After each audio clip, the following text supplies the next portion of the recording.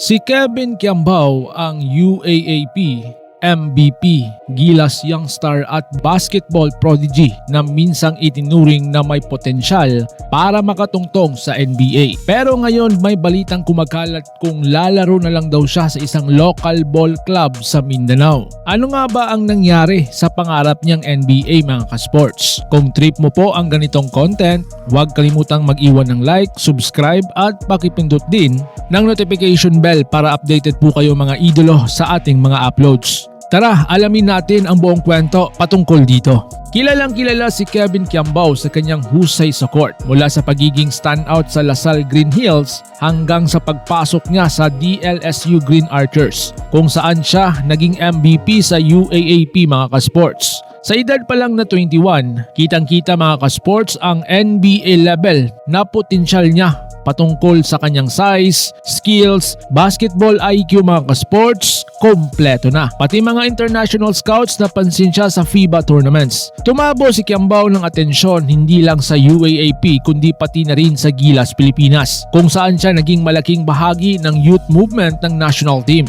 Ang ilan sa mga fans sinabi niya na ang next big thing ng Philippine basketball.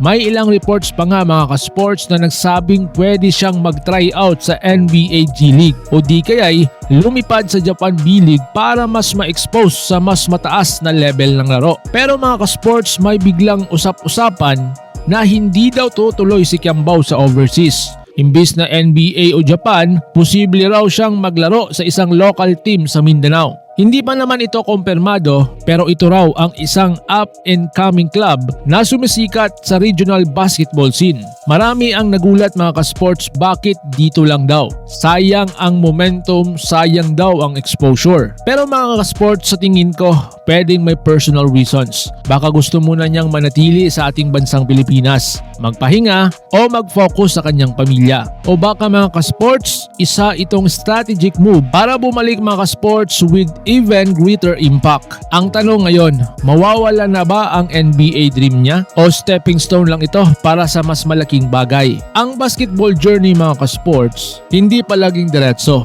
At kahit saan man mga ka-sports kung mapadpad si Kevin Kiambao ngayon, Mindanao man yan o NBA G League, ang mahalaga ay patuloy siyang naglalaro, humuhusay at nag-i-inspire. Malay natin mga ka-sports, baka ito ang simula ng panibagong chapter ng kanyang kwento. Ikaw mga ka-sports, ano sa tingin mo? Dapat bang sumubok si Kiambao sa international stage o okay lang na dito muna sa Pilipinas? Comment mo na yan below at huwag kalimutang mag-like, subscribe para sa iba pang basketball na kwento. So paano? Ingat po kayo.